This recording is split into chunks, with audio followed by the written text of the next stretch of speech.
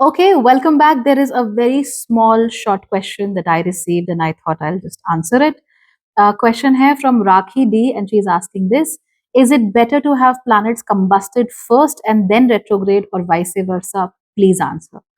So Rakhi, iska answer thoda sa, I have to answer a lot of things. So let's get started.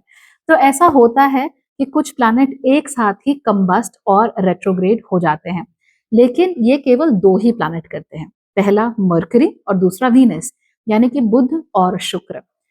मंगल, गुरु और शनि, बाकी के ये जो तीन प्लैनेट रेट्रोग्रेड हो सकते हैं, ये कभी भी एक साथ कंबस्ट और रेट्रोग्रेड नहीं होते हैं। इसलिए because these are outer planets, पृथ्वी के पॉइंट ऑफ व्यू से ये हमारे उल्टी तरफ हैं, यानी सूर्य और हमारे बीच में बुध और शुक्र आते हैं, लेकिन हमारे और सूर्य से जो बिल्कुल बाहर है हमारी पारिधि के, वो मंगल है, वो जुपिटर है, वो शनि है, वो कभी भी एक साथ रेट्रोग्रेड और कंबस्ट नहीं हो सकते। तो दैट इज वन थिंग। दूसरी बात, कंबशन कब होता है? कंबशन वो स्थिति होती है जिसको हम अस्त कह देते हैं या दग्ध कह देते हैं। ये तब होता है जब कोई ग्रह सूर्य के बहुत करीब चला जाता है। अक्सर हम लगभग 15 डिग्रीज 12 डिग्रीज, डिपेंडिंग आप कौन से प्लैनेट की बात कर रहे हो, उसको हम रेट्रोग्रेड मान लेते हैं। तो 12 डिग्री मान लीजिए आगे है तो भी उसको अस्त बोलेंगे, 12 डिग्री पीछे है सूर्य से तो भी हम उसको अस्त बोलेंगे। तो बेसिकली 12 डिग्री का रेडियस दोनों साइड से अगर हम ले तो उस प्लैनेट को हम अस्त बोल सकते हैं, डिपेंडिंग आप कौन से प्लैनेट की बात कर रहे हो। अब हमें पता लग गया कि बुध और शुक्र ऐसे ग्रह हैं जो एक साथ कंबस्ट और रेट्रोग्रेड दोनों हो सकते हैं।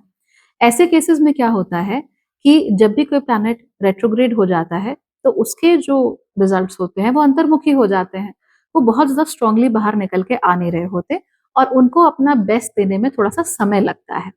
और यही चीज हम होते हुए देखते हैं कंबस्ट के साथ। लेकिन कंबस्ट की स्थिति में क्या होता है कि वो प्लैनेट हमको स्ट्रांगली नजर नहीं आ रहा होता, हमारे पॉइंट ऑफ व्यू से वो प्लैनेट जो है वो it's out of the picture completely.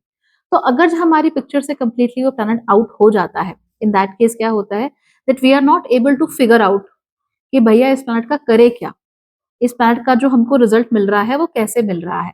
और सूर्य की गर्मी की वजह से उस प्लैनेट के जो मिलने वाले रिजल्ट्स हैं उसमें काफी कमी भी आ सकती है। ऐसे में अगर हम देखें तो रेट्रोग्रेड होना प्लैनेट के लिए इतना बुरा नहीं होता जितना कि कंबस्ट होना।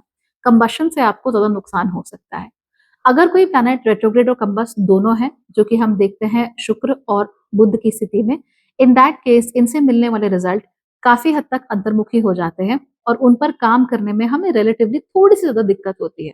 ऐसा नहीं कि कुछ कर नहीं सकते या कोई रिजल्ट निकल के ही नहीं आएगा, but then will have to work really really hard on that planet to ensure कि वो हमको कुछ तो प्रोवाइड कर रहा है।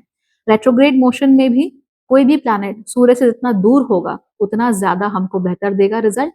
अगर कम से कम 6 डिग्री का सेपरेशन दोनों के बीच में है, चाहे वो शुरुआत में हो चाहे वो बाद में हो, तो वो रिलेटिवली बेटर होता है एज कम्पेयर टू 6 डिग्री से कम के सेपरेशन में।